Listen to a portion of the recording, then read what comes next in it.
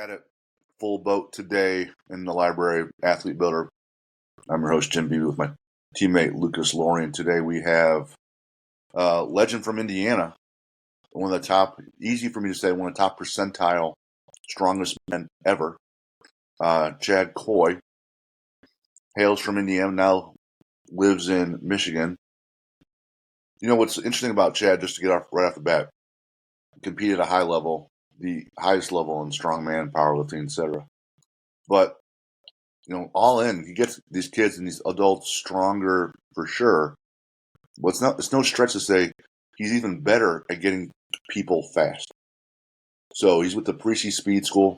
He's been a master coach there for a number of years. Been elevated, now he's on the corporate team.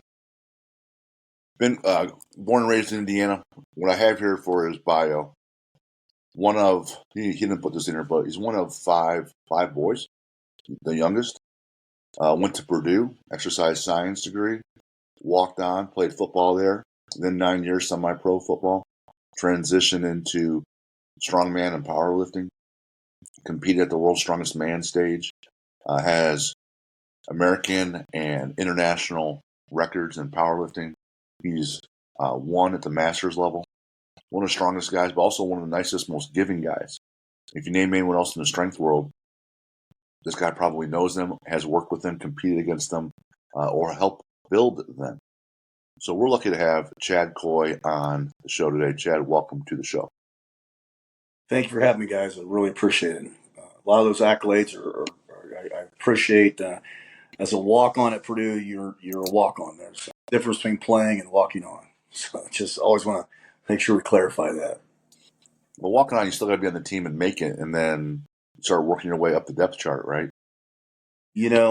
I walked on and got the opportunity to stay and coach, and I think that's really what my passion was really coaching. So I got to stay, and I gave 2 years as an assistant there for Purdue football, and it was just a blast. I learned a lot. Steve Little was my boss. Trent Greener was the assistant, graduate assistant at the time. So just great people, great history, just a great place to go to school. It's interesting. I was having this discussion with some other coaches, and then my older son, Jack. And part of my story is that I always wanted to play sports, and then have a lot of opportunities, and then didn't make it myself, and didn't know what I was doing, no real guidance, and then always wanted that, didn't really get it, and it translated to a whole different career, blah, blah, blah. Then I ended up circling back to getting into CrossFit, powerlifting, strongman, coaching people, and then what we're doing now with me and Lucas. Just because you have this preconceived notion of what your path should be, it's not always the case. And then if you can find where you really fit in this world and then make an impact, that's really even more, honestly more important. Just because I want to do this or that, but my calling ended up being something different. Like Lucas would love to play in the league, I would say. But I think, 5'7", right? 5'9"? 5'7" don't make it. Right. So even though he had all these records in high school and played college, sometimes you're built for it, sometimes you're not. Sometimes you have the work ethic, sometimes you don't. And I think with all three of us, there's a desire and ability, but had a different calling. So the fact that you figured that out and you spent the next 3+ decades making an impact, it's just way more valuable. I just look for myself, like my passion really was because in high school, I had great coaches. They were great coaches. They taught me a lot about life, but they didn't know anything about really about eligibility. They didn't know anything about recruiting.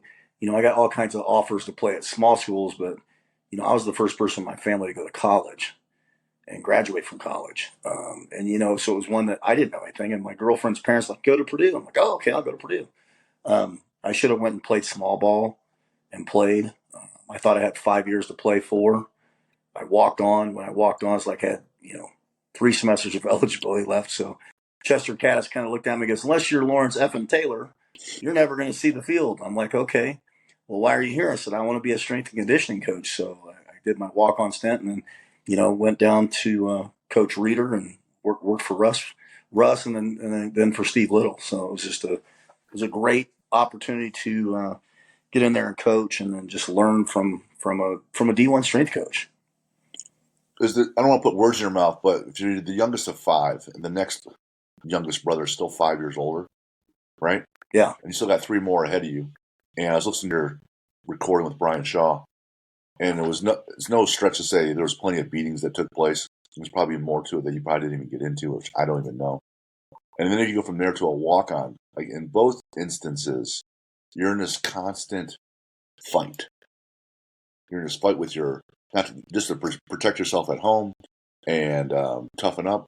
Then you have to prove yourself in school and in college, so you're in this constant fight. That one component alone, where you just don't give up and keep going forward, making little incremental improvements, you need much more than that to be successful, right? If you have that built in your DNA by the time you're 20, just add a little bit of education and you just keep going forward, don't you? Yeah. Quitting was never an option. I mean, you had asked for some funny stories, so I'll just go ahead and kind of go into it just because it's right point on point. I wanted to play tackle football, so I got signed up for PAL football. I was drafted. My favorite team growing up was the Green Bay Packers, so I was drafted by the Tribune Packers for Kokomo PAL football. And Coach Gentry was a Vietnam vet, just tough guy, was my coach. But like I remember, the first day we got pads, and Rob Patchett, I think he's coaching over at Taylor High School now. It was Rob Patchett and Pat Christie. I just remember they were 12 years old and I was 10. And I just got my butt thumped all practice, that first practice, come walking off the field. And I got tears in my eyes. I'm beat up. My mom's like, looks at me. She goes, "What's wrong with you?" I go, and I kind of sniffled and talked. She goes, "Don't be a little cunt. Get in the car. You asked for this." So I laughingly say, when I say hashtag, like I'll hashtag DBAC, which is don't be a cunt. And that's what my mom said. So my mom, and you got to think, my mom was the first woman to work in a tool and die shop in 1963. So she's one woman and 30 dudes. So she was pretty tough. Mm. That's my kids were like, never mess with grandma. She will whip your ass. I'm like, you are absolutely correct. That she wouldn't spank you. She just punch you. Mm. So it was a little different. I mean, just growing up with that, and and then like you said, being the youngest of 5, it was daily butt whooping for a long time. And my brother put me in the hospital a couple times. And the last time, I don't know if you guys can see it, but it's like there's a nice scar here on my forearm. Arm went through a window, about lost my arm. So doctors told me I'd never play baseball again, never play football again, wouldn't be able to lift weights again. 6 weeks after the surgery, I played baseball with a lefty's glove, 20 at Easton. That fall, I played football. I've gained my strength back in my hands. So, I just, no's never been a stopper for me. You can't do it. Really? Watch me. I'll do everything I can to do it. So I think that's prevailed in my business. That's prevailed as a coach. It's prevailed as an athlete. How about your brothers? Do they amount to much playing sports or no? Or are you the only one then?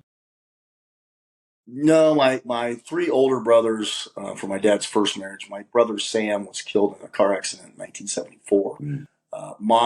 Monty was never really an athlete, but my oldest brother Terry was a taekwondo black belt, won a lot of tournaments and fought a lot. My brother Trent played tennis. Like Lucas, he was 5'7". He was a good athlete, but he wasn't. He never went anywhere. So no, I was probably I always laugh. Say they saved the best for last. Clearly. And then, so Kokomo, Indiana, right? Yep. You finish at Purdue. What happens next? Graduated in 91. I'd actually applied for the graduate assistantship. They gave it to a guy named I always jokingly refer to him as Mr. Smith. He was a defensive back there, so he stayed on and got his master's. I couldn't afford school anymore, so I got kicked out and went to work for a company called Palco Distributing, which was a supplement distributor. I'd worked for a doctor in college. He was Dr. Thayer's Nutrition Center. So I took a job with Palco, and my job was really to travel around the Midwest, dealing with gyms and health food stores and talking about sports nutrition. So I took that job I graduated in 91. I took that job in 92 and worked for Jim Palco and Debbie Palco. Probably the biggest influence in my life as far as an employer. Great people, just incredible people. Taught me how to be really just taught me how to manage people. Taught me how to be a good person and take care of people. mean, they gave me $5,000 to buy my first house. They gave me $50,000 to open my first gym. So I always wanted to be a boss like them. So I always figured if I took care of my people, they'd take care of my business. It's for 30 years, it's been that way. Wow. It's no stretch to say that company's been successful, right? Where did you open? Yes, Where did you open your first gym? Well, technically, I bought my first gym when I was 15 because I wanted to have my own place to train. So, we had an apple orchard, so I took all my money that I worked my ass off for 3 years and bought my first gym. Now, my first gym I ever trained at was a Nautilus Center. My mom took me there, and then I read the Encyclopedia of Bodybuilding, which is, that's a whole nother discussion right there. But I bought this gym. It had a squat rack, a leg press, incline bench, bars, dumbbells, plates, and I put it in the cold. It was basically like a cold area for apples in our store. My parents owned a convenience store as well as working at Delco. So I put it back there and started training there, and then kind of grew out of that. Needed more equipment, so I got a gym membership at the YMCA in Kokomo. Gotcha. Met a lot of interesting guys up there. The '80s was a different time. Right. So you went from Nautilus though. What I wrote down is that you started lifting maybe age 12. Is that right? What's funny because we always laugh on who inspires you. I remember seeing Bill Kazmaier on TV at World's Strongest Man was on Wide World of Sports, and then I saw the movie Conan the Barbarian in the spring of 1980. Classic. And I told Mom I want to look like that. Yeah, me too. She's like, well, you working out till you're 12. So when I was 12, what do you want for your birthday? I said, I want to go to the gym. So my mom would take me to the Nautilus Center. And, if you understand Nautilus, it's one set to failure, 12, whatever, I think it was 12 machines. And you did one set to failure, but you could only train every other day. And they were pretty stringent. Like I would try to come in 2 days in a row. No, you got to go home. So I did that for about 2.5 years. And it was a good base. I mean, I high intensity training. There's some validity there. I mean, train to failure, there's some validity. It just there wasn't enough volume, and we were using machines. So I just when I saw I read the Encyclopedia of Bodybuilding, and I want to use a barbell. So that's when I bought the gym right before. I guess that would have been before my sophomore year in high school. I'd had my injury that year. I said I wanted to have the gym. And I wanted to be able to train when I wanted to be able to train. I couldn't drive yet, so I was like, but I could walk across the street to the store. Or once we put it in the basement, I could go to the basement whenever I wanted. Did you have anyone else there training with you? Yeah, I was real smart because I was training like double splits and wasn't eating enough, and I was training too much. But man, I was trying, but I was reading the wrong material. Sure. I was reading bodybuilding magazines, Flex and Muscle and Fitness, and I call it Muscle and Fantasy now. But it was just trial and error. Sure. Then Purdue helped out a little bit with the knowledge component. I met a lot of interesting folks along the way, so I learned a lot. So still never got totally away from high intensity training. I read Ellington Darden's book, and Darden and Arthur Jones. I love the hammer stuff, and then just kept reading. I mean, my biggest thing was just a voracious reader. What could work and what could not work. I also wrote that down that I think similar to me, in grade school growing up, like I hated when they were calling you in class to read. And I would get nervous. I could just feel the heat rising up my face. And then every word came out like Porky Pig with all the stuttering. You mentioned that too. You said your way you got through that, though, was through constantly reading. Well, I might have to run and get another charger. This phone's wonky. You know why? I was diagnosed with, reading disabled. So, in the 80s, I guess I've been in the 70s, I was reading disabled. I couldn't read, so I had to go to special classes. So, back then, kids were pretty mean. That's why I really have a hard time with bullies. Getting called retard and stupid. Chad's going to retard class. So that really, I think as a young age, that kind of affects you a little bit. But In fourth grade, I was taken to the. I mean, I was reading. I was taken to the bookmobile, and I got books, and I started reading.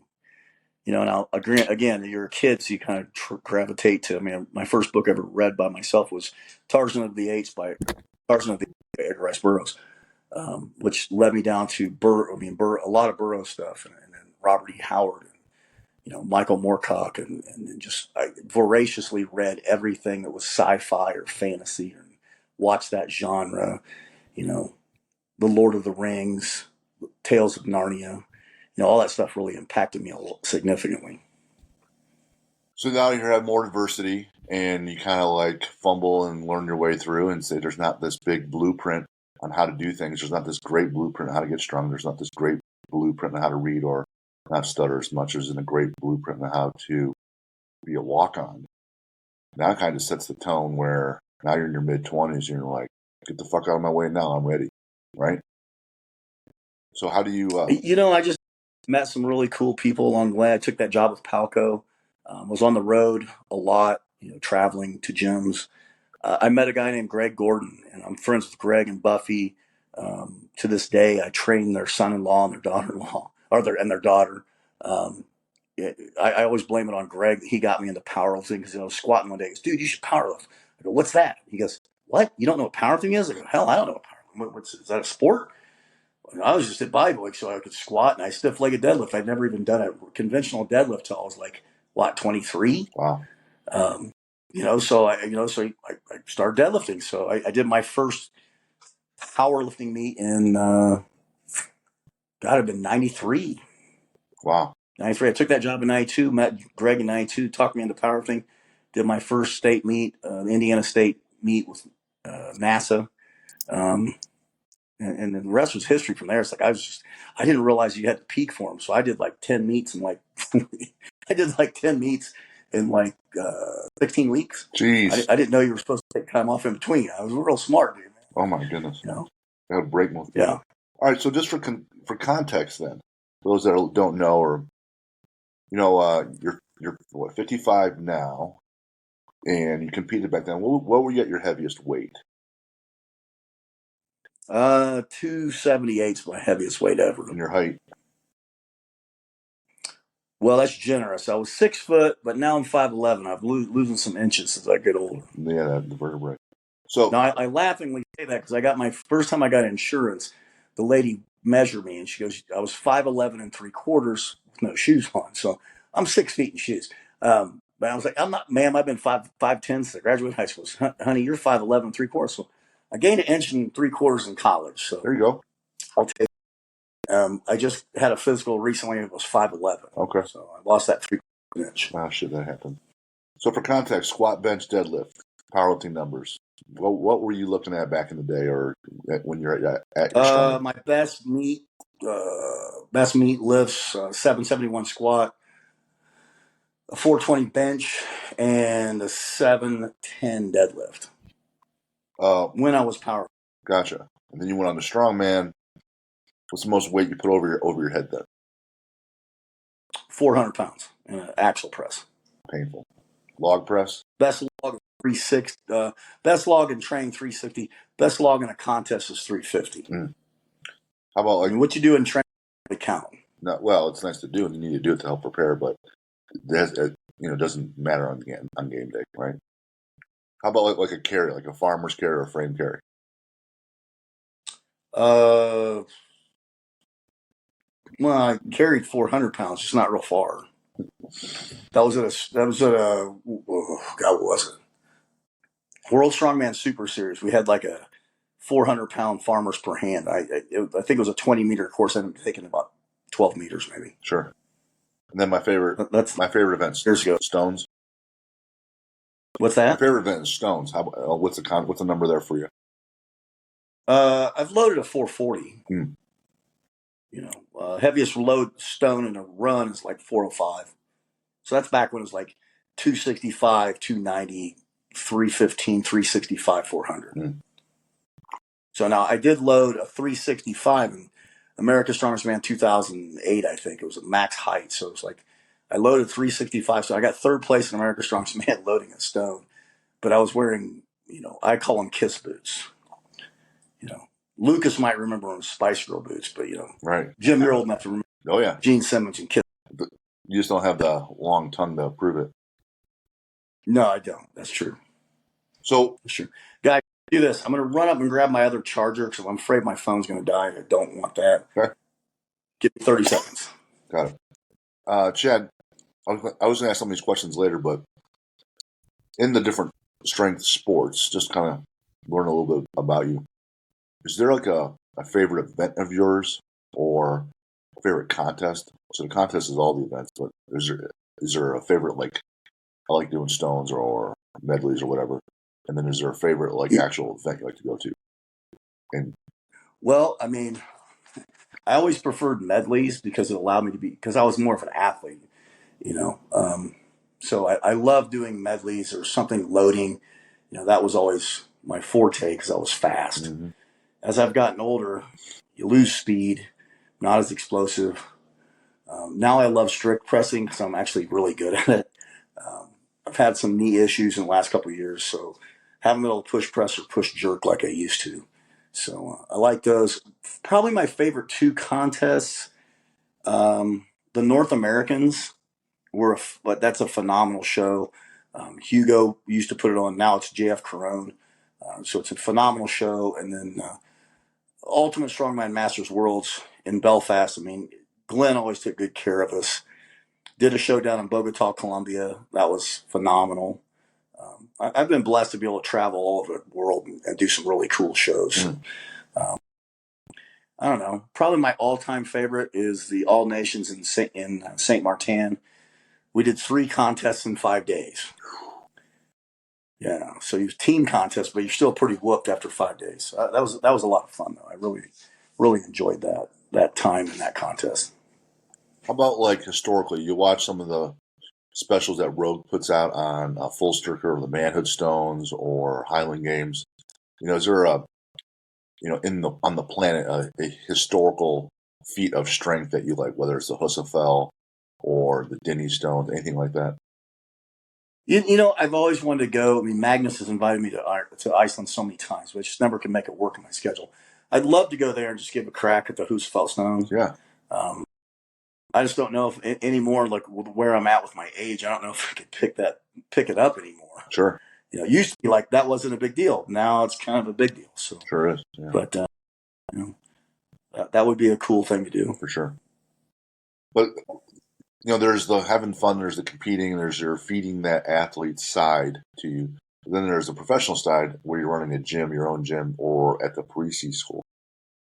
So talk a little bit more about your career with Parisi and what are they all about? So if you don't know Parisi, what are they about and how do you fit at that organization?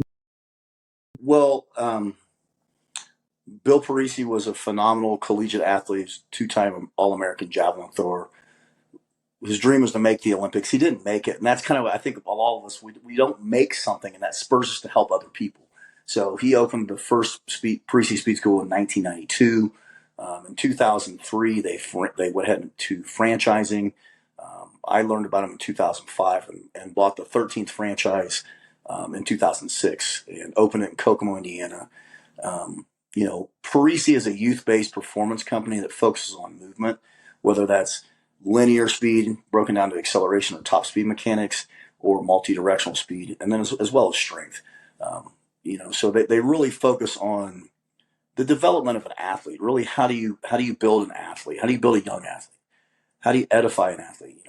It's all about. I always laugh because I always thought the name should be the Parisi School of Self-Confidence and Self-Esteem, but kids wouldn't get excited about that. Sure. What kids get excited about is speed. So we understand. I mean, speed is the most debilitating thing on the field. If you've got it, you're doing great. If you don't, you got some problems. And when I was in high school, I ran a 4.940. Granted, that was a handheld 4.940 too. So as a $180 running a 4.9, speed. You can't be fast. I mean, you're either born fast or you're not. I think the difference with Parisi talks is speed's a skill. So we teach it as a skill, just like strength is a skill, just like agility is a skill, just like shooting is a skill. And you can hone that skill and become better. So I think over time, I didn't know what I didn't know. I got stronger. I mean, stronger is a huge portion of it. Mm-hmm. So I had I played an all-star game in Las Vegas, ran sometimes, had an NFL combine day. You know, I ran a 4.67 40. I had a 4.2 pro agility. This is on grass. 4.2 pro agility. You know, I had a 32-inch vertical. Had a 9.9 broad jump. You know, they're coming down the line. So how old are you? How old are you? I was like, well, I'm 29. Next, that was there was my shot. Yeah. You know, so it was a great opportunity. I enjoyed it, but then as my kids started to get older, I just saw the disparity in what my kids were getting compared to what they were getting at school, the training times.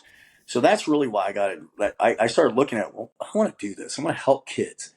And because we'd been open the gym in '95, so anytime a kid would walk through the door, I'd train them. I just find a way to train because, like, I wanted them to have the opportunities that I didn't have. Yep. And I think that's what was important to me. And then when I saw Parisi, I'm like, this is the ticket. And buying the Parisi Speed School franchise was probably one of the paramount points in my life because it really changed the trajectory of my life. I got into coaching. And God, I don't want to do anything different, man. I mean, I want to see people live their dreams. And, so I've always coached, but like now it's like, when I became Parisi, I really felt this is my calling in life, is to help athletes. And really it's to help people believe in themselves, and they can do anything once they believe in themselves. And I think that's really where my focus has been since 2005. And just anytime we can help kids. I mean, I look at it, people, how many kids have you turned? Hell, I don't know. I mean, 300 kids played college sports. I've 25 guys that I've coached have become professional athletes. I said, but more important than that, I've got doctors and lawyers and accountants and successful business people. And the crazy thing is, like, 17 of my former athletes and or coaches own their own facilities now. That's the legacy that I want to leave. That they see it and they want to do the same thing. They want to help more kids. And then really that's what it's about. It's like I just see these kids, and kids have changed, and the world has changed. I don't think so much kids have changed. I think parents have changed. I think we've softened a bit. I would like to think that myself as kind of an old school coach.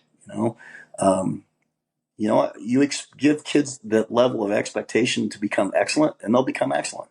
If you tell them average is good, then they'll just be average. I just think, personally, I think an average income sucks. I think an average marriage sucks. I think average just sucks. So just be honest with kids and let's become excellent. Now, what's that mean to each kid? Hell, making your team might be the best thing you ever did. Mm-hmm. I'd rather do that 1,000 times, 10,000 times. The kid that gets the contract, great. The kid that plays college sports, awesome. One of my kids came back at Christmas. He's one of the first kids I met when I moved to Columbia, Missouri. And just a great kid. His name's Jalen Logan Redding. Jalen came in. I evaluated him. I told his mom, I said, I've only initial evals probably, maybe 100 kids in my life that could go D1. And I said, your son could play in the league. Crazy thing is, Jalen got a brown shirt his COVID year, got a red shirt. He's played 2 years, just graduated from the University of Minnesota, staying on to get his master's degree. He's going to graduate the MBA. And, he got me tickets to the Michigan-Minnesota game on the 28th of September. I can't wait to go. I'm going to be sporting. I mean, it's going to be crazy. It's a boiler. I'm going to be sporting some maroon and gold. I'm going to be probably wearing a Minnesota jersey to the game. So we'll see if I survive that game. We'll find out. But he came back from his bowl game this year and brought me his jersey, man. And I was just saying, Coach, I would never be here without you. I'm like, I don't know, dude. You're a talented athlete. You're a great kid. One of the hardest working kids I've ever met. But just humble and kind. And the thing of him, what was he going to? He'll probably play in the NFL, but he's going to be successful at whatever he does. And that's really what I look at. It's like I just want to see the kids become successful, live the life that they want to live. And along the way, teach them a few things of just hard work, perseverance. What's the option of quitting? You just don't quit. Right. You can't win if you don't. If you quit, you can't win. But if you don't quit, who knows what's going to happen? That's right. And that kid's going to be a superstar. And the funny thing is, I can say that another 1,000 times with the kids that I've coached. So a lot of takeaways from that, and I love it. And you'll hear the coaches say, well, I'm trying to teach these kids, so they can do well on their sport, but also apply it to the game of life. And you're like, yeah. I'm like, you stop and think about that. The percentage is so small if you play in varsity, and it's even smaller to play in college. It's even smaller to play pro. So it's all about applying it to the kids so they can apply the same practices, habits, and principles at life. So I'm talking to this kiddies that walk on it in college, and I'm like, hey, I'm trying to work with you so that you are relentless at learning the playbook. You're relentless at doing the extra mobility stuff. You're doing all the extra little things because you have to do all the extra little things to get where some other people already are. And he's like, well, why do you keep hammering me on this? I said, well, are you going to start this year or even next year? And he said, well, I don't know, maybe. Well, do you think you're playing pro? He goes, probably not if I had to guess. I said, okay, so if you learn to be relentless in everything and all aspects of your profession, and right now you're a student athlete, so you have to be relentless in your schoolwork and also on the field. And then you graduate, and then you're at a job and there's layoffs, or your wife has cancer, or you go through a divorce, or a kid dies, or you have these problems. If you're not relentless in applying everything you can do to get better or fix the situation, then you don't have that ability and that skill and that memory to fall back on and apply later. But if your standard is whatever you're doing, you're just simply relentless in all components, mentally and physically, whatever adversity you see, that's all you know. So then you just apply it later, so that if you don't learn it now, you're never going to learn it, and you're just going to get beat bad later. And he goes, oh, Yeah. oh, I didn't think like that. I said, yeah, that's kind of the thing, buddy. Well, it's funny when parents bring their kids to Parisi, again, always married for different reasons.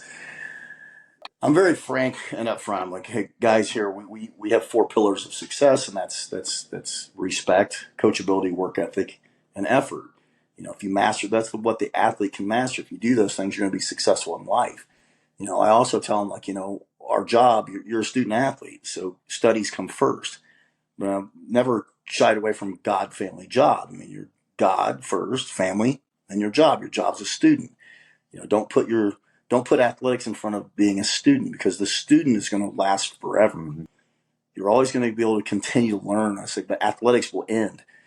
So we teach that every day, and then we look at the kids and we teach to compete every day. So we teach to compete. This world, everyone's a champion. No, there's one champion. There's everybody else. Right. So we teach our kids to compete. When we win, everyone's grateful and thankful and humble. And then we always ask ourselves, what could you have done better? Make them accountable. It's not the coach's fault. It's not mom and dad's fault. It's not the ref's fault. What could you have done better? And invariably, what it teaches the kids to be introspective and look at, what could I have done better? Did I put forth the effort? Were my mechanics there? Why did I not put forth the effort to win? Right. So then they start to see that, then they can correct it. They auto correct. And I think that's one thing we don't teach a lot in our society anymore. It's just hold yourself accountable to a higher standard and auto correct your own crap. Everyone wants to, blame it on the coach or blame it on the rest. What did you do? And I think when kids start to look at what could you have done, well, you know what? It was 3rd down and I didn't put forth my efforts. Like when I talk to football guys, it's 6 seconds. Give 100% effort for 6 seconds. You're going to rest for 30. But 6 seconds, give 100% effort. Now, if the other guy's just better than you, whips your ass, that's a problem. There you go. We can't deal with that. But if it's lack of effort, and if you play 100 downs in a football game, and you give 100% effort on 100 downs, you have no regrets. Right. I think that's one. Vince Lombardi said, if what you did yesterday still looks big in your eyes, you haven't done much today. I took that to heart. Like, what did you do today? Yeah. Were you excellent today? Were you excellent on that rep? Like when I'm training, is that excellent rep? Or I teach my athletes to look at the rep itself. How did that rep feel? How did that set feel? How did the whole workout feel? And then how can you auto regulate that to make yourself better? So talking to this other kid, I totally agree there. And to your point, I asked him, hey, because he was getting mad about getting beat in this one strong side set. He plays linebacker. And I go, well, what happened on this play? He goes, well, my outside linebacker was out of position, and then it opened us up and we were exposed and we got hurt. We got gash on that play for a whole bunch of yards. And I said, did you know that? Did you see that before the play occurred? Did you know? He goes, Yeah, but I figured he would figure it out. You just kind of guessed that your teammate was in the right position and he wasn't, but you knew. So when I say what could you have done differently, because it wasn't necessarily that he wasn't the other guy was supposed to be in position to make the play, but he wasn't. I said, but you knew. So get him in position. He's your teammate. Get him in position. That's Right. the part you have to own, that you knew this piece and he didn't. So if you would have moved him and adjusted him over for that audible, you'd have been fine. And he's like, yeah. So when you're thinking you're being cheated or this life is happening or you're not getting the reps or the playing time, you're like, why is this happening to me? We had Dr. Taryn on and she goes, ask this question. Why is this happening for me? Why is this adversity happening for me? Why am I constantly getting beat here? Why am I constantly getting injured? Why am I not playing? Why is this happening for me? And you can start answering these questions. It makes you be introspective. And then you can start saying, oh, I need to make some adjustments. And you own everything. Yeah. Like Jocko would say, extreme ownership. If you own everything, then you got a shot of evolving and advancing. And if you don't take that approach, then you're just stuck there wondering, well, I don't know. Life just happens to me. No, that's not exactly the case. There's a dynamic I want to get into between you and Lucas. And so the challenge in that, I run a gym, you have run gyms. Well, Lucas is a strength coach at a high school. So most of those athletes will train at the high school. Some will seek outside help. Some schools have relationships with outside help. Other schools hate outside help. So Lucas, what's your perspective on that? And then Chad, I'm going to ask, how do you work to form a relationship with other schools? Because you're working with kids. Kids are in schools. I know you work with high school kids too. So talk about that, you guys. We'll start with Lucas.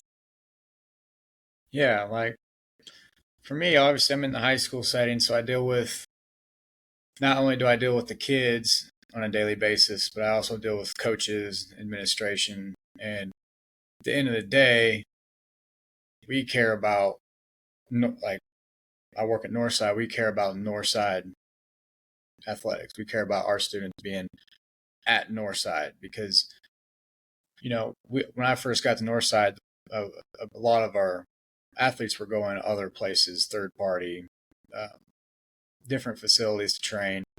And it's not even that they're going to, the thing that really bothered me about that stuff was that they weren't going there to necessarily weight train. They were hammering down skill work year round.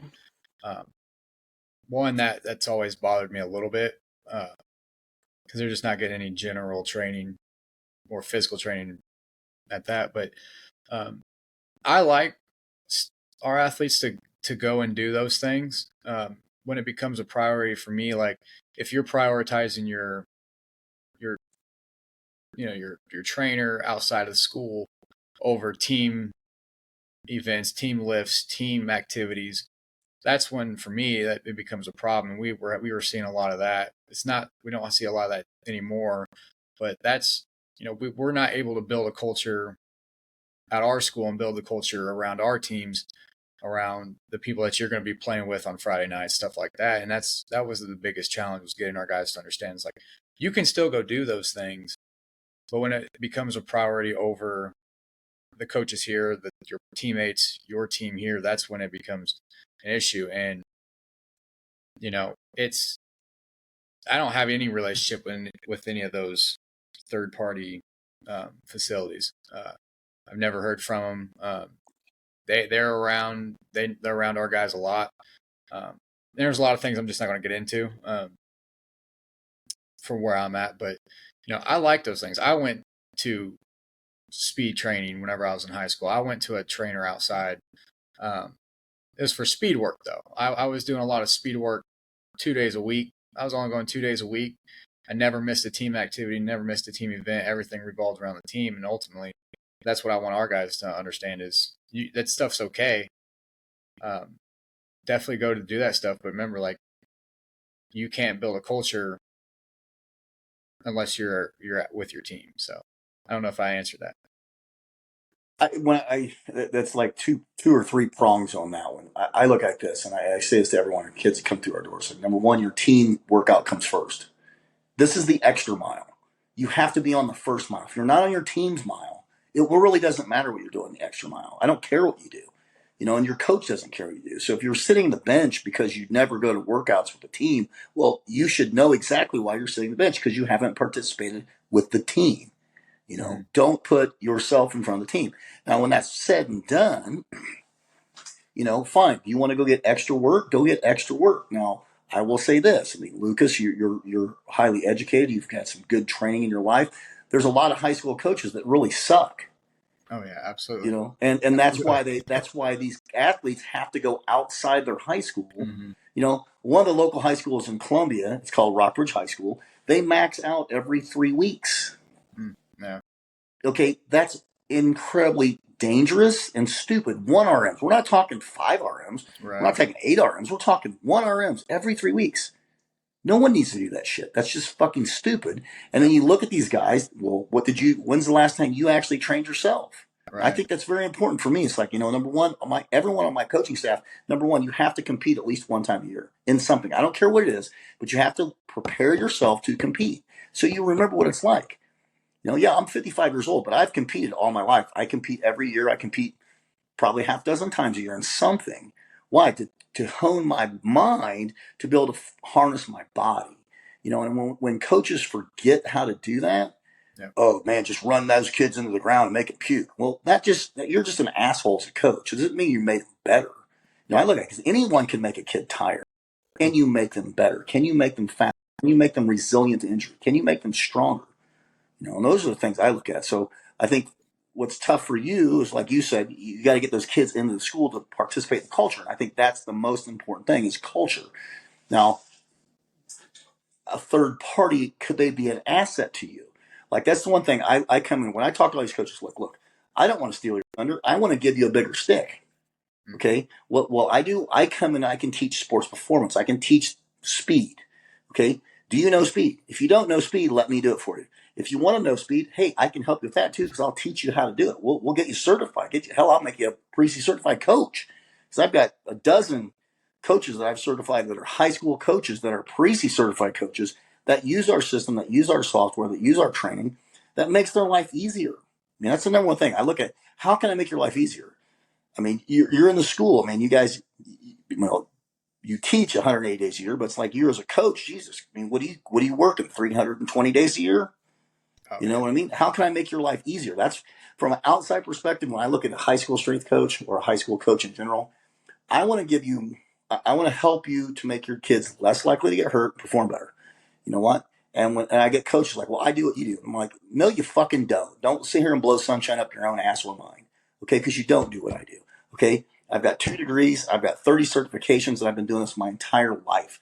I have dedicated my life to sports performance training and making athletes better. So when you sit here and say, yeah, you're a football coach, you know X's and O's. You don't know strength conditioning like I do. Yeah. And when I was younger, I had a problem. I didn't want to say that. As I've gotten older, I just don't give a shit anymore, because I'll just tell them the way it is. You know what? If you're going to sit here and say you can do what I do, no, you can't. You haven't been where I've been. You don't know what I know, and you have never been around the people I've been around.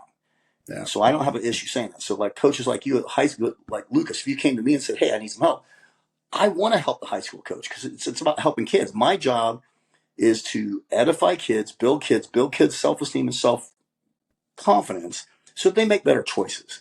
We just do that through training. Now, that culture that you're doing, I mean, where you're at, how you've changed that culture, man, that's freaking awesome, dude. And it only comes by getting those kids in there, and they become part of that team. They become part of that culture.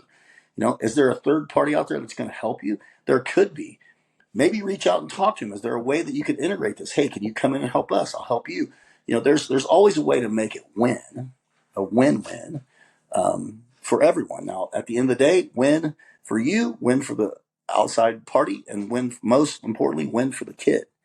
Yeah. But I'd take this. If I had to take I'll take 2 wins over 3, and that would be the school and the kid. And I think you're doing it right. You got to pull those kids back in. I'm not opposed to kids going outside. We get a lot of kids that do.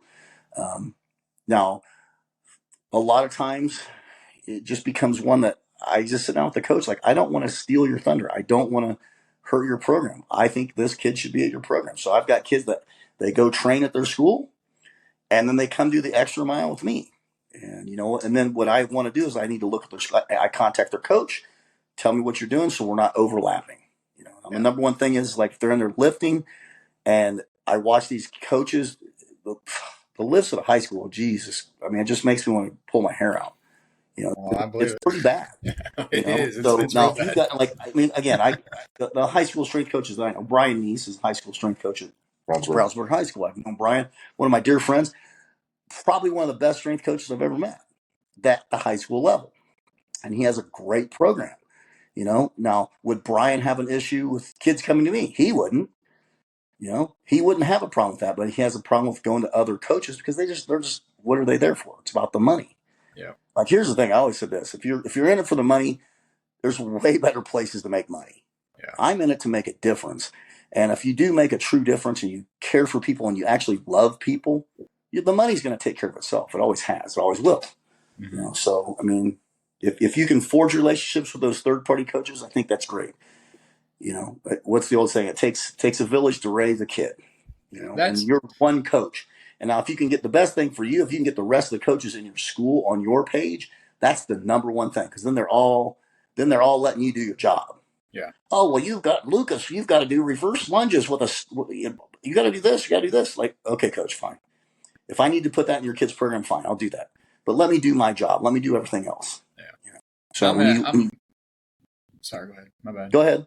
No, I'm in a great position where all my coaches are completely on board with what I'm doing. It took a long time. It took a minute to get there, and that's part of early on. Whenever I took over, we had no strength and conditioning. It wasn't a priority, and nor was there any education in there at all. So there was really nobody to teach anything properly or really manage anything that was going on there. So it just wasn't used. So a lot of the kids were getting their training outside of Northside. So when I come in, and I'm trying to develop this program early on, it was hard to get any buy-in because I'm the new guy and nobody wants to trust the new guy. And that took years to develop. I was talking to Jim before the show, it's where we're at now compared to where we've got. Like, I was lucky to have maybe 50 athletes a day. That's including the classes training. So, holy smokes, man. Now today, we had over 300 athletes throughout the classes, throughout the, after school program, stuff like that. And these are the biggest numbers we've ever had. A lot of that is just from being here for that amount of time, developing that trust, and the coaches buying into everything that we do. Like, our coaches don't, whatever I have them do, they're all for it. They don't really have a lot of concern about what's going on. I have full autonomy over everything that goes on in that weight room. So, dude, that's awesome. And we got coaches that are bought into it, and the thing that bothered me for a long time about the third party places to me, it just didn't seem about making kids better as it is marketing and putting a brand out. Anybody can take the guy that's going to the NFL and say, this is what I did, but where did you, what about the athlete? Where did you take the average athlete that needed to develop? What does that athlete look like then, and what's he look like now? That's the stuff that you just don't see, and the things that's kind of bothered me and this is all just, I'm not saying every facility is like that at all, but I've seen some pretty bad stuff when it comes to these other facilities and whatnot. But the hardest thing is like, they've got a business. They're running a business. Right. You're coaching at a high school, and the crazy thing is, you get kids that come in. Here's the thing: if they don't make progress, then the people quit paying. That kid's going to keep coming to your class for 4 years. Right. You're going to make the biggest impact in his life. I mean, I always say this. I'm like, if you look at a strength and conditioning coach, I think the strength and conditioning coach spends more time with the kid than his head coach or his position coach. They're going to learn more from you. And I think the strength coach is probably the most important job at any college, pro level, high school, because you're making an impact that lasts forever. If we look at the epidemic of obesity in this country, what if we taught kids to train properly, eat properly at a young age? Where are they going to be in 20 years? They're not going to be a statistic, and you're creating a culture that's bigger than themselves. And that's what kids miss. I mean, that's really what and this whole society misses. We think of everyone thinks of themselves. They don't think about the big picture. What's the big picture? I mean, right now we're watching this political bullshit on both sides of the fence. Like, we're Americans. I want America to be successful. I don't give a shit who's in office. Joe Biden's our president. People, oh, he's not my president. Joe Biden's the United States president. So I hope he's successful. And if Kamala Harris is or Donald Trump is, I don't really give a shit. I need them to be successful for our country. So we keep putting, and then the kids see this in our culture and in their families. Man, what happens just loving the guy next to you? I mean, that's what I always teach with our kids. Like, this is your team. And I call it family. Yeah. You got to love that. Here's the thing. I got to love that person next to me. I might not necessarily like them, but I got to love them because they're family. Okay? And that's what we do. We love that person next to us. Now, here's the thing. When you grow up, you're going to have a job. You might not like the person that works with you. You might not like your boss. Just like you might not like your head coach. You might not like your position coach. You might not like the dude next to you. But discipline allows you to love that person enough to give them what they need while you're on the field together, and when you're training, and when you're outside of the classroom or the field, when you're out together. I think if we taught that more, we'd have a hell of a lot better society. We'd have a lot better teams. But Luke, it sounds to me like you're doing it. I think that's phenomenal. I envy you being able to impact 300 kids a day. And I tell you what, man, it's I absolutely love where I'm at. Love my job. It's when I first got this job, I was my first semester in. I thought I was going to pull my hair out, and I thought I was going to be I had no shot, but I could probably be here for. If certain circumstances, I probably wouldn't leave. It's a great spot, and how far we've come. We've come farther than I imagined in 4 years. And like I said, it just took a lot of people with the same image, same vision, and we all had a plan. We stuck to it. So that's awesome. That's just it's really incredible stuff, dude. You look at like the other thing too is we've got a lot of non-athletes in my training classes. They're made for athletes. They're scheduled for athletes, but there's always non-athletes in there. So, and there's always a part of it that's, there's kind of a life component to it too, is teaching kids that aren't athletes, that have no aspiration for this stuff, but teaching them how to train and teaching them what they can do for after they graduate, whatever it is that they want to do. So they have a little bit of a base when they graduate and be able to, to find out, to have the basics to a healthy life. So they're not necessarily nervous going into a gym. When they get their own gym memberships or whatnot, they can go in there and have a little bit of confidence and a little bit of knowledge about what to do when they're in there too. That's awesome, because you're setting them up for success for the rest of their life. And I really think that that's the most important thing that any of us can do, is to set these kids up to be successful. That's the back and forth I was looking for between you two guys on that component. So that's huge. As much as I can, there's so many cross currents, whether it's at your job, your faith, working with kids, coaching, driving to work. There's all these things that put pressure on whatever the moment is. And then for building these kids, because the show's called Athlete Builder, and the reason we had you on, Chad, because I want to find out how you built yourself and how you built others. So just kind of aggregate what I'm witnessing is, one, your mom said, don't be a pussy and just work your ass off and you get your ass beat and just keep going.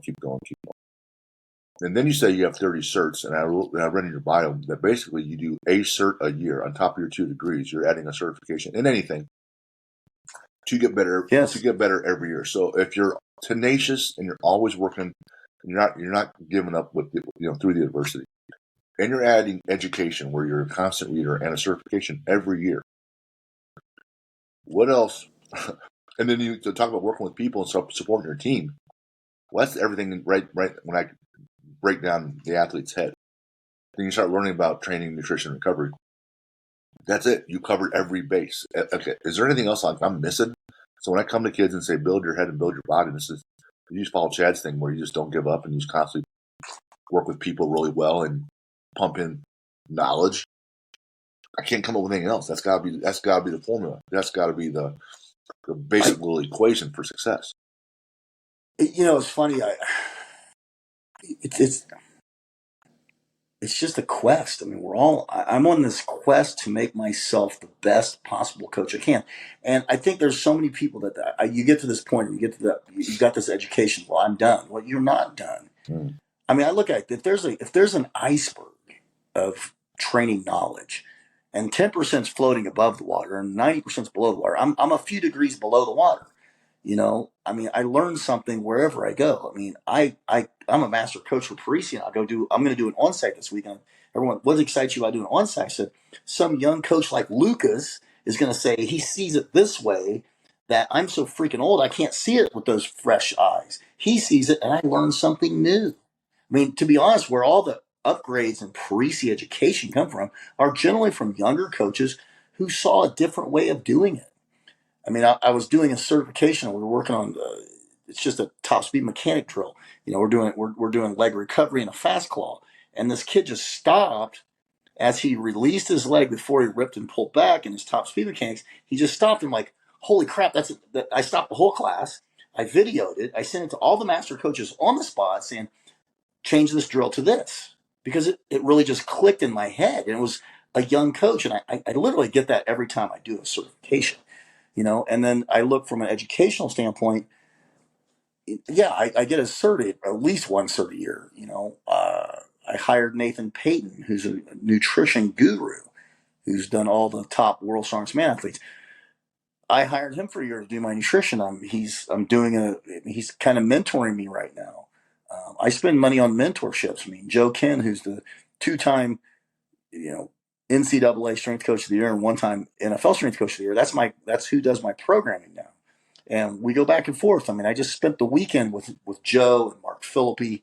I mean, Mark Philippi was the former head strength coach at UNLV, but he has he has the Philippi Sports Institute, but he's also the head coach of Azerbaijan wrestling. He came from Paris to Colorado to help judge the Shaw Classic and the strongest man on earth. I get to hang out with Ed Cohn. I mean, I look at those are just, I mean, and so many other incredible athletes that they're just, you're going to learn something. I think what people, they get siloed into what they believe in, and that's it. I mean, kettlebells are the greatest, barbells are the greatest, high intensity are the greatest. It's like Louis said it best: everything works until it doesn't. Yeah. So I look at the conjugate system, where I look at undulating periodization or Western periodization. Here's the thing: everything works. How do you create a system that works all the time? Mm-hmm. Or can you? Right. I mean, is there a system all the time? Do kids need deloads? I mean, all my athletes go, well, when am I going to deload? I said, well, here's the thing. When I think about deloads, for me, life deloads me. I get sick. Mm-hmm. Yeah. I get too big. Now, personally, this is anal retentive, but since November 1st of 1982, I've missed 27 workouts in my life. Wow. Like, I write it down. Like, that's important to me. I missed 27 workouts since 1982. Yeah. Or 1980. So you're thinking about, so for 44 years, you've missed 27 workouts. There's people who are 27 workouts a year. Yeah. So if you ask me, it's like, people ask me, what's the most important factor? I say consistency. Mm-hmm. Yeah. In everything you do, be consistent. There was John Wooden. I'm a huge John Wooden fan because he's a Purdue grad. But John Wooden he was leaving Purdue. He was going to take a job. He was going to accept a job at Minnesota. I think about this. He was going to accept a job at Minnesota. Well, we're going to call you at 6 o'clock, coach. We're going to play at 6 o'clock. So 6 o'clock came. Minnesota didn't call. UCLA called like at 6:30, which he'd already told him, I'm not taking the job there. I'm going to Minnesota. Well, 6:30 comes around, and UCLA called. He answered the phone. They start talking. He accepted a job at UCLA. Yeah. Half an hour later, the phone rang. This is back in the 60s. Yeah. So you're thinking, what happened? Well, sorry, coach, there was a snowstorm up here, and the switchboard operator couldn't get there, and we couldn't get your call. And he goes, well, I'm sorry. You said you were calling at, you really said you were calling at 6 o'clock. You didn't call, and I took the job at UCLA. Now, when you think about that, Wow. now what happened with UCLA? Wow. Wow. That's kind of a wow moment. So I think when I say consistency, I want you to know exactly what I'm going to do. Yeah. I'm very predictable. I'm a very predictable person. You know what? I think for you, Lucas, you as a coach, you know what? You give those kids 100%. You know what they'll do for you? They'll give you 100% on the field. They'll give you 100% in the classroom. They'll give you 100% in life. You know, you hold back, and that's exactly what they're going to do. So I think you lead. I was always taught to lead by example. You know, Dave Gentry was a Marine. You lead from the front. He taught me that when I was young, and my dad was very adamant about that as well. So, you know, I just think it's lead from the front, lead by example, you know, and as a player or as a boss, you know, number one, just take care of people and love them. Yeah. You know, I talk about people like, oh, you're so, I mean, a lot of people, when they see me, I'm a big guy. They're kind of scared. It's like the kids just walk up to me and hug me. And, you know, I get down on the knee with the little kids. You know, they're 7 years old. You're down on the knee, you know, you just care for them and you love them. And I think when you do that to your kids in high school, you know, in 20 years, they're going to be bringing you their kids. And I kind of laugh because in Kokomo, I had a group of kids that brought me their kids. I trained these kids in the 90s, and then it's 2013, 2014, 2015, and they're bringing me their kids to train them. And, you know, Impact. because you've built, they know exactly what they're going to get. Yeah. And I think that's the hardest thing, this transition of where I'm at in my life, no longer coaching on a daily basis. That's probably going to be the hardest thing for me is because I'm not actively coaching kids. You know, now I'm helping other people learn to coach, helping them make money. I mean, in the private sector, if you're not making money, you're out of business. That's right. You know, Jim can understand that. I mean, you got to make money. So I'm here to help teach people how to make money. I'm the same. If I was talking to you, Lucas, I'm going to teach you how to coach. You know, how can we learn to become better coaches? And I think probably the most powerful thing that we work at Parisi is the power of positive coaching. And all that is simple. It's a high five. It's a hug. I mean, I'm a hugger. You know, my kids hug me all the time. My adults hug me all the time. It's like I high five all the time. You know, it's like, it's just, you want to build those kids and make them feel special because they are. Yeah. And you know what? You get those kids in that classroom for 1 hour and you make it the best damn hour of their whole day because you don't know what they've got at home. You don't know, did they eat? Mom and dad get in a fight? Whatever happens, bad shit happens. But when they come in your classroom and you give them a hug and you say, you know what? I believe in you. I'm proud of you. Those words go so far. And when a kid sees that, there's not a damn thing they won't do for you. And you know what? In 20 years or 30 years from now, when you're getting letters or invitations to weddings, you know, it's really cool shit. And it's like, that's if there's anything I'm going to miss coaching on a day-to-day basis, it's that.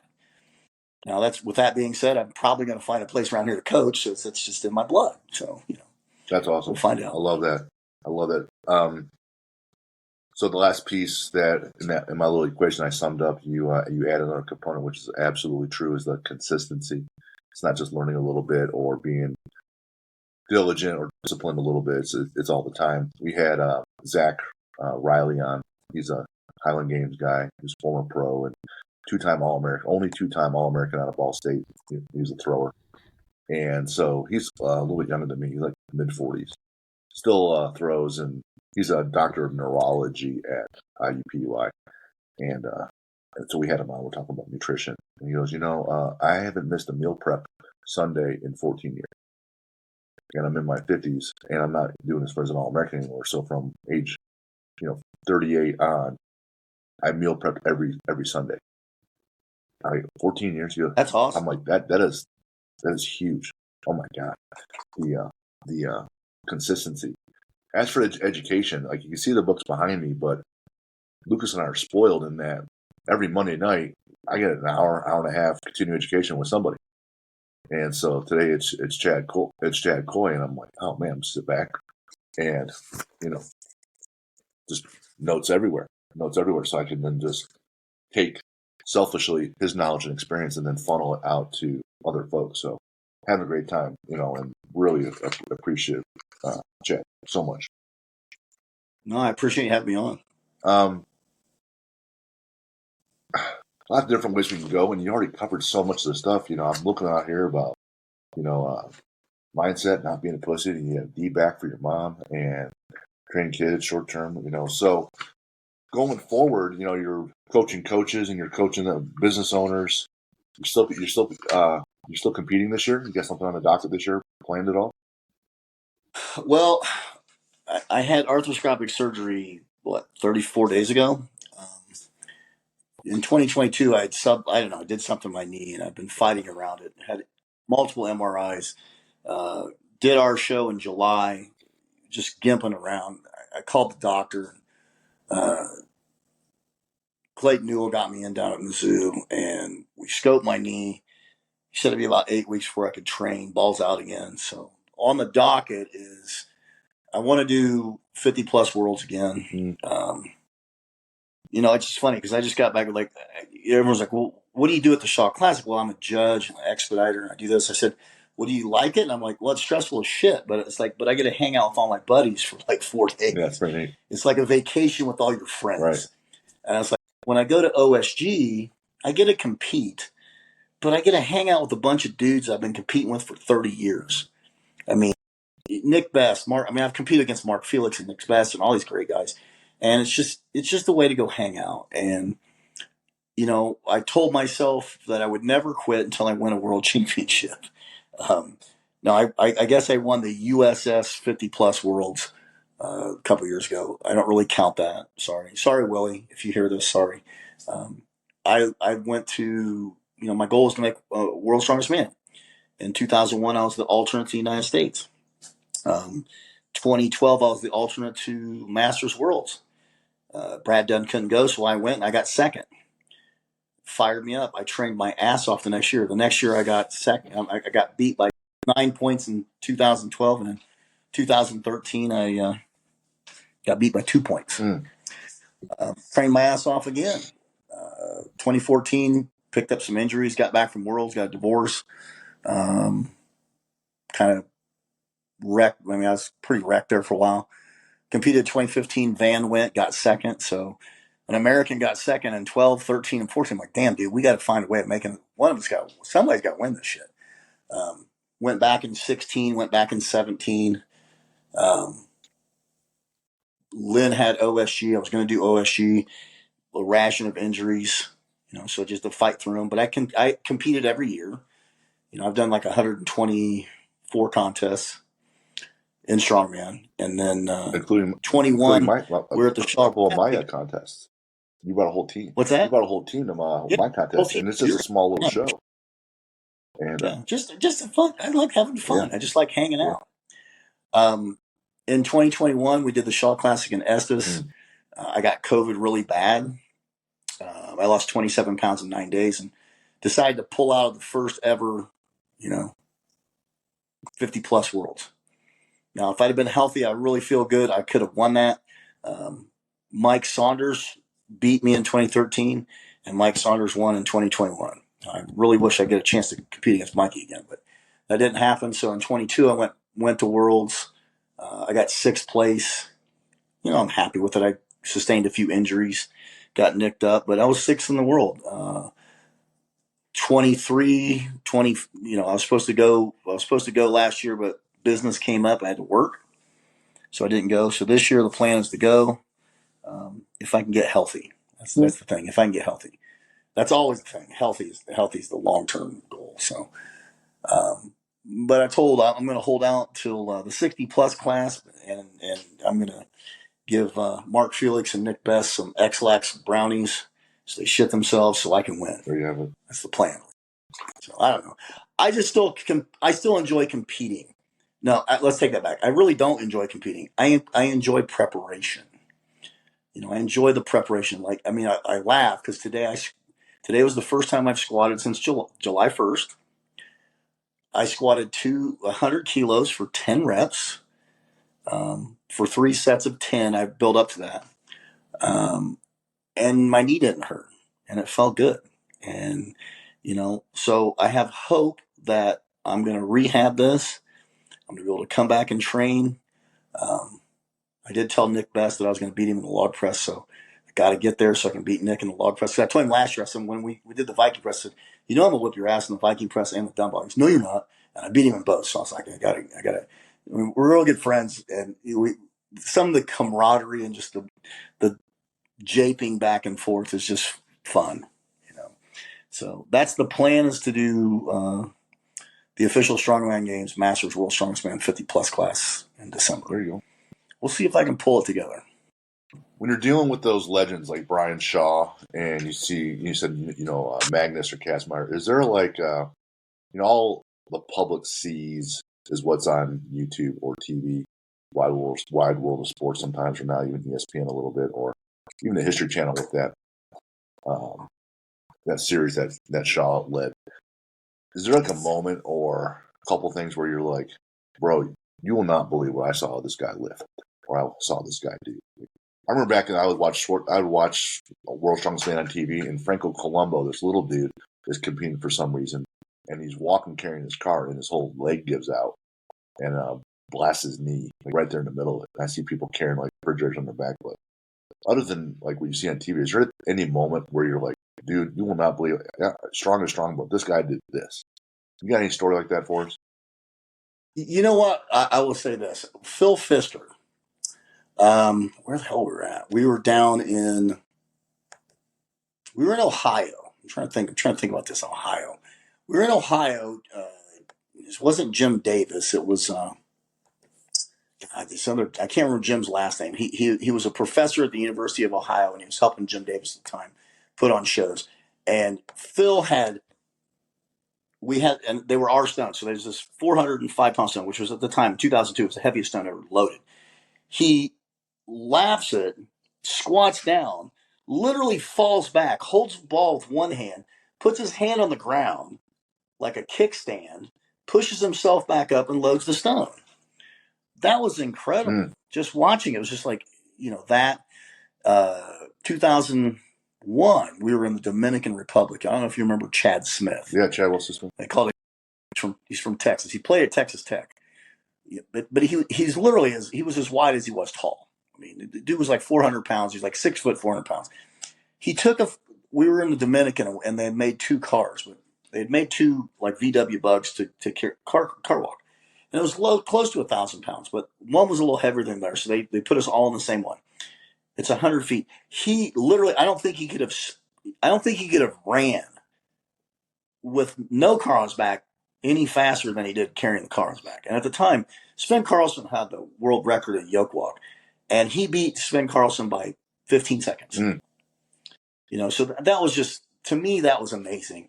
I've got to train with Magnus. I've got to train with Brian. I mean, just everyone's asked, like, what are they? I mean, they're just normal dudes. They're just really good at what they do. And I think that's the cool thing. Like Brian, he loves the sport, and he's just a good dude. And Magnus loves the sport, and he's just a good dude.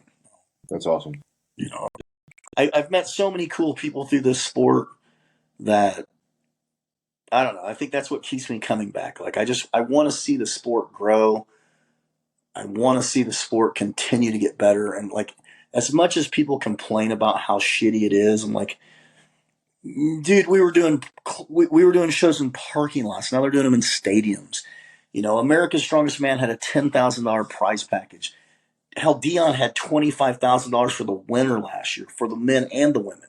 Brian Shaw just gave away $263,000 between the Shaw Classic and the Strongest Man on Earth. I mean, the sport is getting better. Look what Rogue's doing in November. I mean, the men and the women get the same prize package. So it's just exciting to see where the sport's going, and know that, in the last 30 years, I've been kind of part of it. For sure. I mean, it's kind of cool to watch the sport grow. All right, guys, listen, a few quick ones at the end here. What do you listen to when you train, if anything? I laugh. If I'm training by myself, he's music. John Mellencamp, Bruce Springsteen, shit from like when I was a kid, because it's like, it just kind of transports me back to, I don't know, a better time. I mean, really, man, so you get down to it.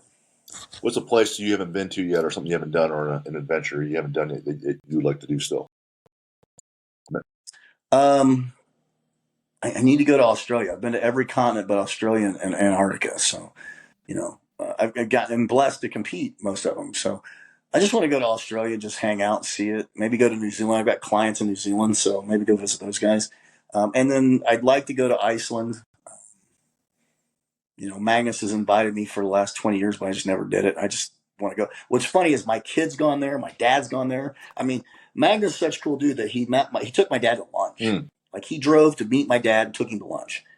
I mean, when people go, what kind of guys? I said, that's a good guy. Yeah. He doesn't know my dad, Right. but he met my father. That's awesome. And hung out with him. So I thought that was cool. You got a favorite sports movie? Everybody's All-American. It's old. Is that old football? Is that the guy that played for Texas? No.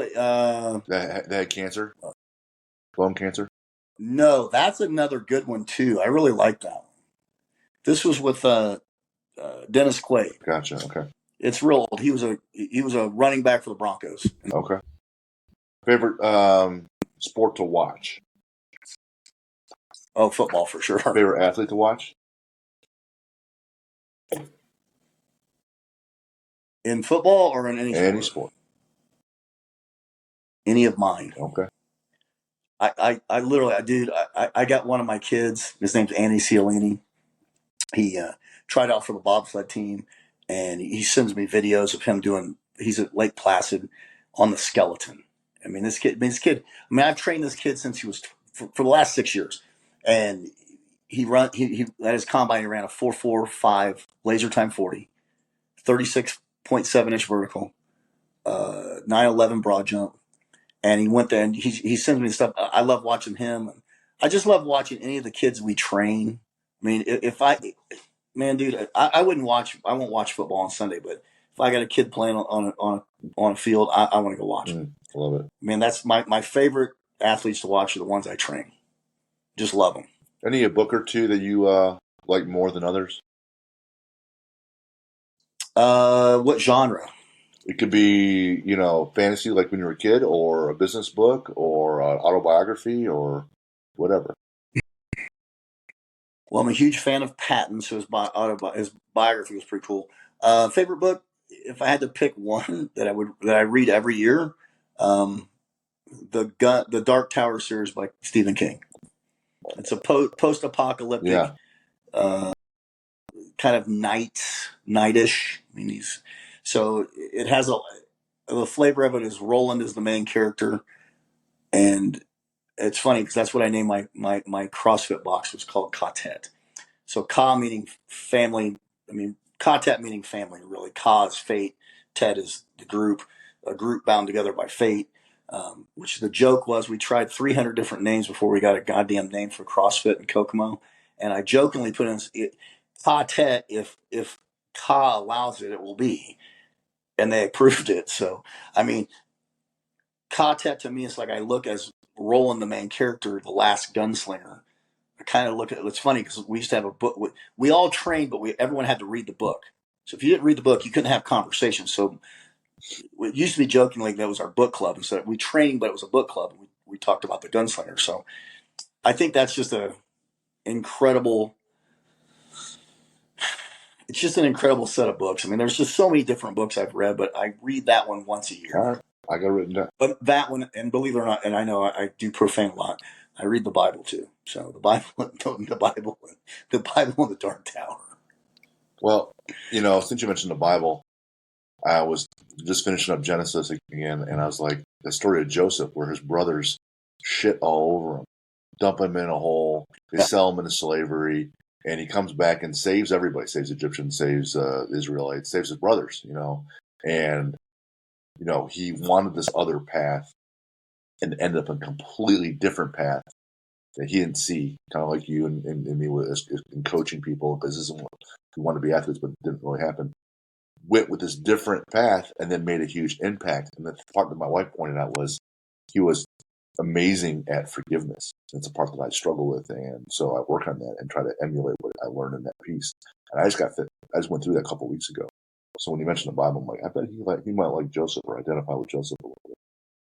A lot of identification there. Whether it's a comic book or a movie or a book in general or a personal, do you have a favorite superhero or villain? Captain America. All right. And then on the villain, Frank Castle is an anti-hero, but people will call him a villain. So, I mean, it's kind of bad. The Punisher and Captain America, Right. Go figure. I I like that. don't know. I mean, I find both compelling. Now, what's funny is like I played a lot of. I mean, you're gonna laugh. I played a lot of Dungeons and Dragons as a kid. So one time, Mary and I were driving back from some show, and we were talking about. She's like, we were talking about there's in this board game. It's called alignment. What is your alignment? There's good, there's evil, there's neutral. And she goes, you know what you are? You're lawful good. She goes, if the apocalypse came today, you would be worried about trying to save everyone else. She goes, where she would be, she's like chaotic neutral. She's like, I don't give a shit. She says, you, me, that's all I care about. You're lawful good, man. He goes, you can't not help people. Like she's like, why do you give money to beggars on the street? I said, because Jesus told us. That's right. It's just that $5 is going to mean a lot to him. It doesn't really mean that much to me, Right. Or like just but lawful. I laugh because lawful good. I mean, I look at my life and have I made mistakes? Do I do silly stuff sometimes? Yes, we're all sinners, but in the end, I always lean towards the good side. You have a favorite lift? One lift. Squat, man. I love squatting. All right. Yeah, how about a quote? My goal, I've squatted 700 pounds every year of my life, okay, for the last 32 years. So I got to get myself back in shape so I can squat 700 again this year. That's the goal. It's always the goal. Keep that 700-pound squat as long as I can. I'd like to keep it till I'm 60. I think that'd be pretty cool. You have a favorite strongman lift?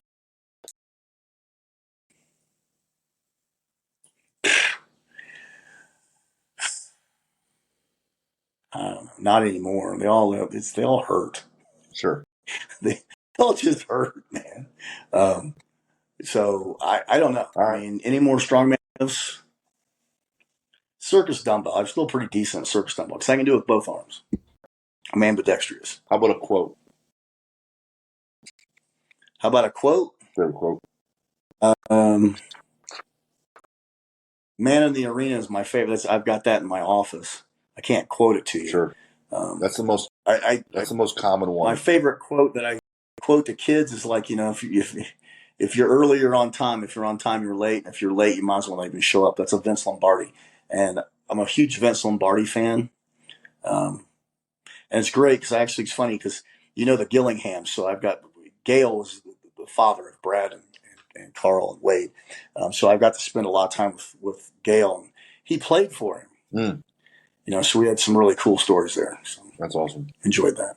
I know we can find Parisi at parisischool.com. Any other places where we can find you, Chad? I'm really simple. My Instagram is Chad Coy and Facebook's Chad Coy. I don't have any cool handles or anything, so I'm just kind of vanilla. Gotcha. Well, Chad, it's been great to have you on the show. For those that still want to reach out and connect with us, send us an email at info@athlete-builder.com. Be on the lookout for this episode, and our book launches. The Athlete Builder book launches September 30th. So a lot of good things happening there. Chad, great having you on. Like I said before we even started, I'm just really looking forward to today. And you did at this point learn a lot of great things and great insights. And that's what happens when you're 55. You go through enough shit, then you can say, "Hey, I know some things," and you definitely did, and you impacted all of us. So I'm really thankful. I had a great time with you, man. Chad, thanks so much. Thanks for having me. I really appreciate it. Lucas, I wish you all the luck in the world. If there's anything I can do to help you, just let me know. Absolutely. I'll probably reach out. Actually. Yeah. I could probably get better at some speed stuff. Crazy thing is we do this thing called a certification. So I've been thinking about that the whole podcast. You might hear from me. Yeah, just hey, shoot me a message or an email, and I'll be glad to get on the phone with you. Yeah, for sure. Absolutely. All right, guys. Till next time.